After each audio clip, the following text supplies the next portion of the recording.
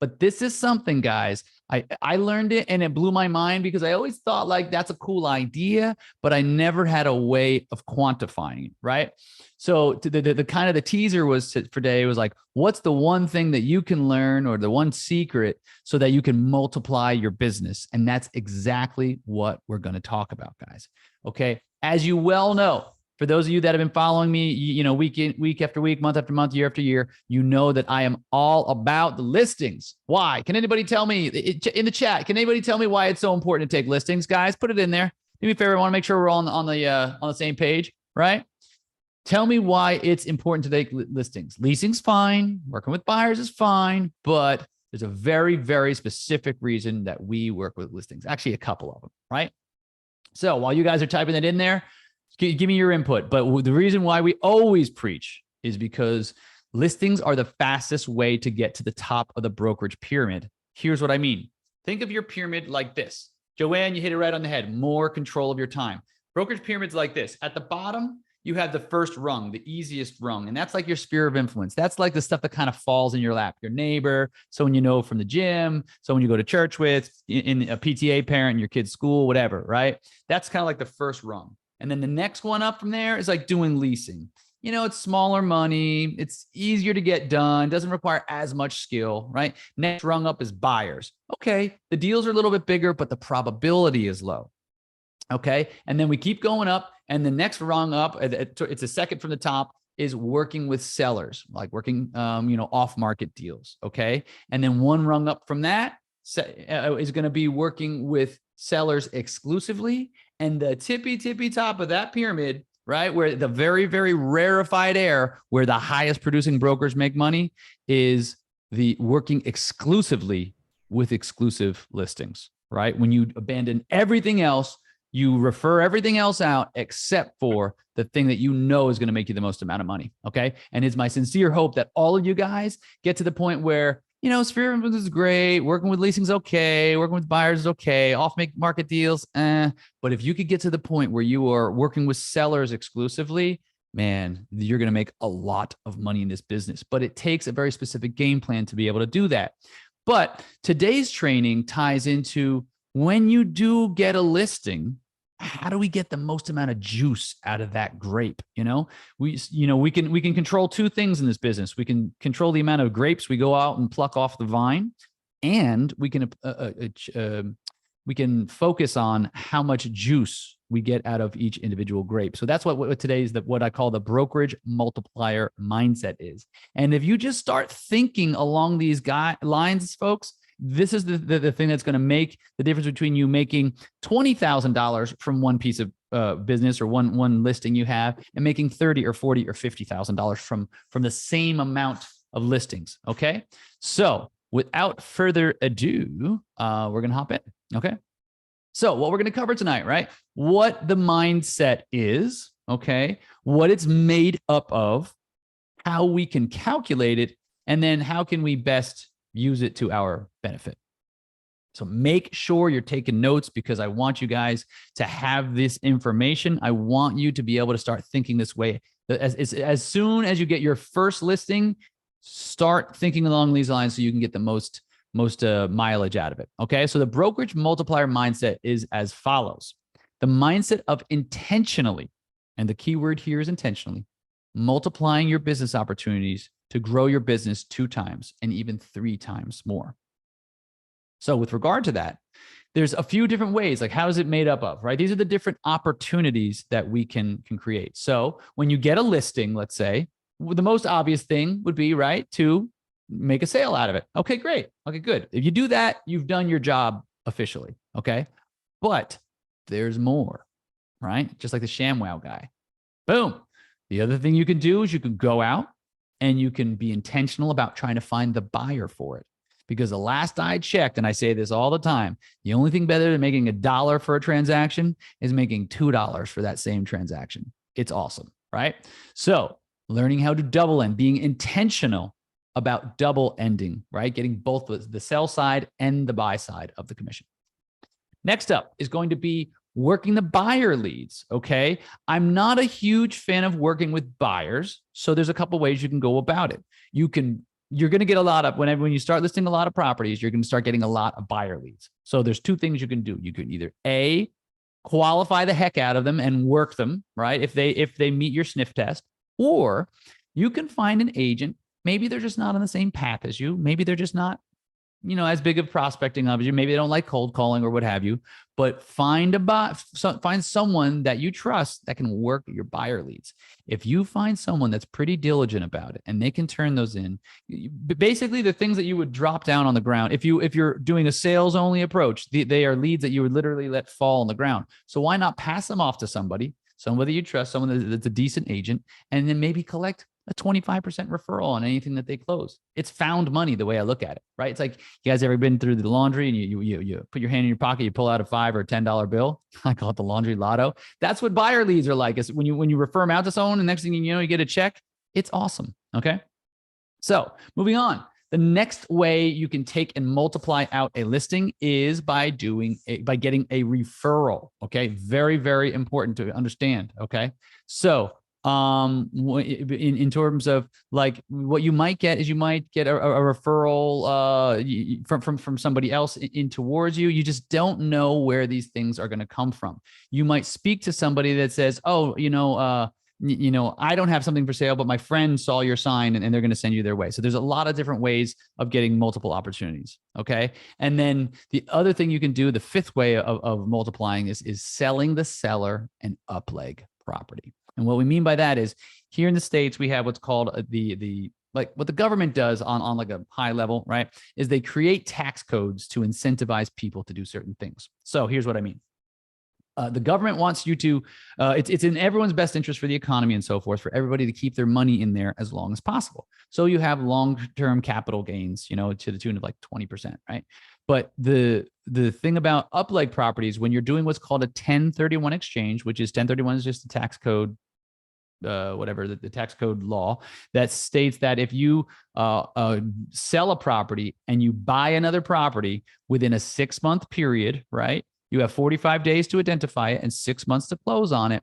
You can defer the capital gains to the next time you go to sell a property, right? So an upleg property is the property after you sell 123 Main Street for your client, Mr. Smith. Mr. Smith goes out and takes that $2 million that you just got him for the property, and he or she goes out and buys another property of equal or greater value. That's how you execute a 1031 exchange. So by selling the person an upleg, it's no different than like on the residential side as selling someone's home and then helping them buy another home, right? So those are the 5 different ways that you can create a multiplier effect, right? So let's start thinking about it. How do we calculate this broker multiplier quotient? So what it is, the way to calculate it is that you take, let's say, for instance, guys, and for those of you that have taken listings and closed some listings, this is going to be an actual exercise we're going to do right now, folks. So do me a favor. Do not be shy. For those of you, and it doesn't matter if it's on the commercial or residential side. If you guys are making money, you guys are prospecting, more power to you. I never discriminate. Like money, dollar bills are dollar bills. That they don't discriminate at the grocery store when you go to spend it, right? So do me a favor. We're all going to do a real-time exercise right now and write down on a piece of paper how many listings you took in the previous 12 months. Okay. So once we have that number, go ahead and write that down. I'll give you a couple seconds. All right. Then the next part is how many deals or opportunities came from those listings. Like how many things closed, whether it was a referral for a buyer, whether it was you sold the property and then you went up. If you took 10 listings and you closed all 10, that would be 10 opportunities. But maybe, just maybe, you got a referral from one of your signs out there. Maybe you picked up another listing or another piece of business because somebody saw that you listed their property down the street or next door to theirs, right? Well, the idea is to start to quantify how many, what I call babies, like your listings are like having a puppy, right? And the puppy has babies. So the question is, how many babies is your listing giving off, right? And then what you do is you take the number of opportunities that were created from that listing, and you do those listings, I should say, and divide by the number of listings. So for instance, let's say you took 8 listings this past year, okay? And you were able to sell 6 of them. You were able to get 3 referrals. You were able to get 2 buyer leads, right? And you were able to get 1 upleg property. So that would be 12 opportunities that came out of it.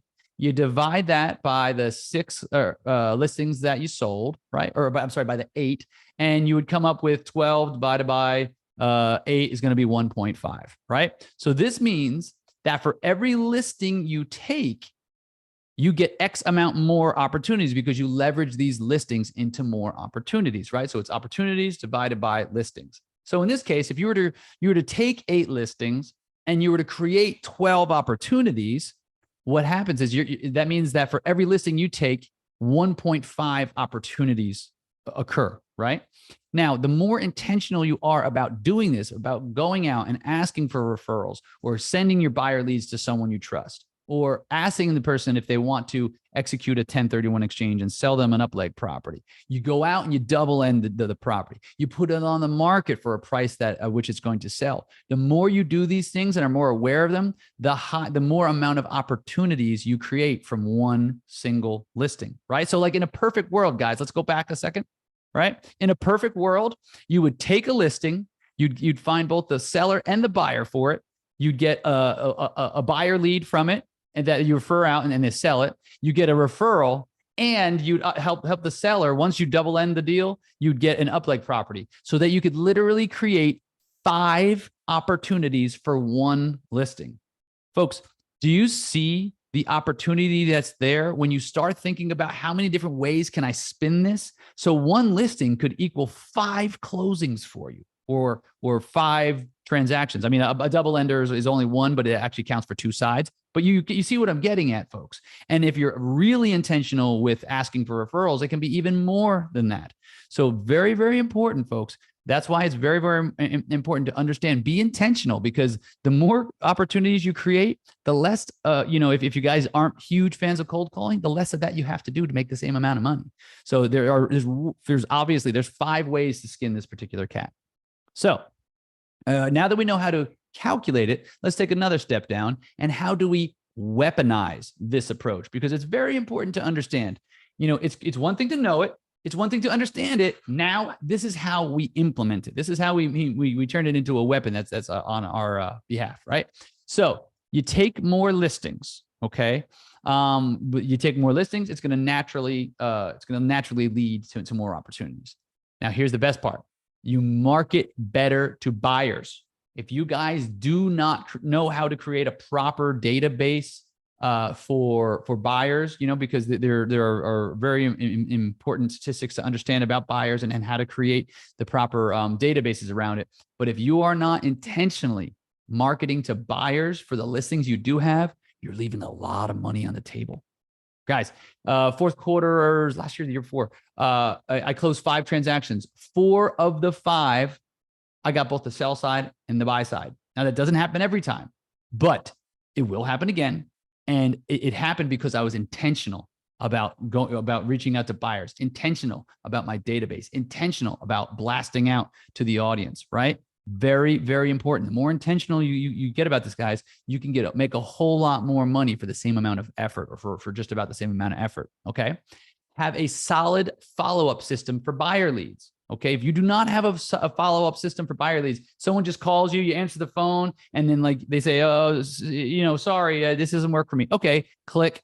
You're leaving money on the table. Have a system where we have what's called a lead follow-up sheet. And when a lead comes in, every single one, you have them printed out, you have them right on the side of your desk, you fill them out, boom, you put it in there, and then every Friday, you go through and you call all the people that called you on your listings that week. Because you don't know whether the person that called for 123 Main Street might also need, maybe that doesn't work for them after you speak to them about it, but maybe you got something down the street. Maybe you got something across town. The important part is for you to understand these are people that have raised their hands and said, I'm a ready, willing, and able buyer. Do you have something? For those of you that have ever knocked on doors, how many of you have ever knocked on doors, right? How many doors do you have to? Okay, cool. I see Josh. I see Alex. I see Eric. Love it, love it, love it. Sorry, I didn't have the gallery wide open, but the point is, guys, right? And I've knocked on thousands of doors. How many doors do you have to knock on to find someone that's ready, willing, and able to purchase? Lots and lots and lots. So the point being is, when you start taking listings, these people come to you. You know, it's like it's like the work, the money, you just start attracting it like a magnet. So you'd be foolish to not take and be very, very intentional about what you do with this. Wield this listing like it's very, very powerful weapon, because it is. So the more intentional you are about how you wield it, the more money you're ultimately going to make. Right? So the next step would be to orchestrate referrals, make them part of your plan. Now, here's the thing, folks. I use that word orchestrate very, very intentional. Think about like the conductor of an orchestra, right? He is telling everybody what to do. He's giving direction. He's giving signals. If you do not orchestrate referrals, if you do not have a solid referral ask plan, you are leaving money on the table. What tonight's lesson is all about, how to maximize the money. So you're not leaving anything on the table. You're getting every last drop of juice out of the grape, right? So make sure you put referrals. Like, for instance, can anybody tell me when the best time to ask one of your clients for a referral is? Can anybody tell me? If you put it in the chat, do me that favor. Everybody take a guess. Do me a favor. Alex, Josh, Kelly, John, Eric, take a guess. Take a guess. Alex says after you close a deal. Who else? That's a real good guess. Anyone else? After closing a deal? Okay.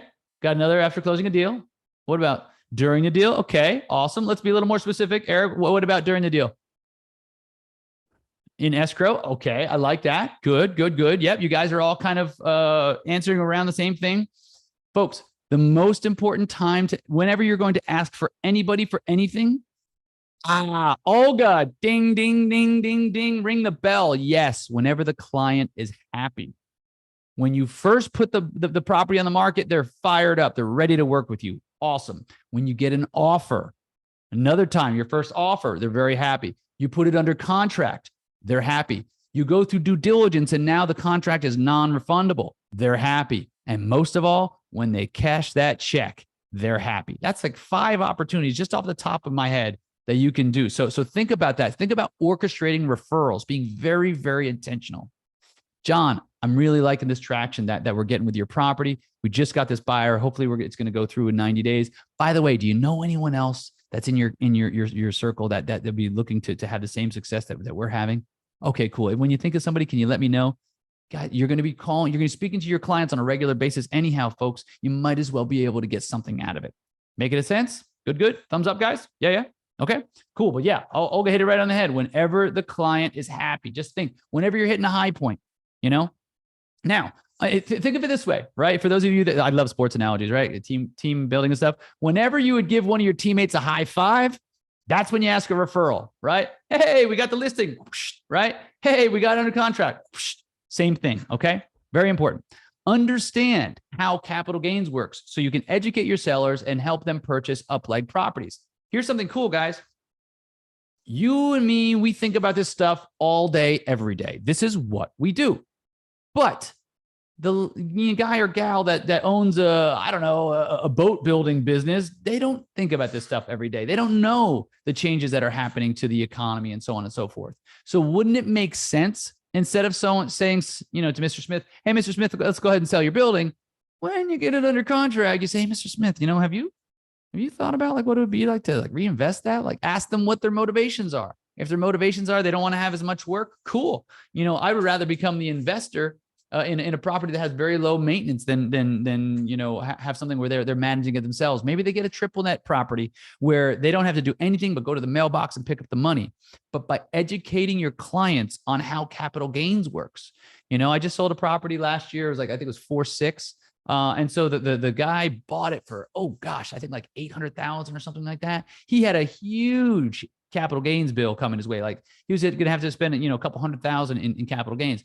The point being, it was very, very, he had a lot of incentive. I think he had like, if I remember correctly, it was close to like $800,000 capital gains implication, right? 20% on like 4 million, So he, what we wound up doing is we wound up finding him a triple net property, all because he didn't want to be, he had 800,000 reasons to reinvest that money and then just have money coming in, because as you know now with what's going on with inflation, your money is devaluing at 8.2% every month if you're just sitting with it in the bank, because the bank doesn't give you anything in terms of interest, right? So very important, folks, to understand your market and rather understand your industry, and then be able to articulate that to the people that you're working with, to your clients.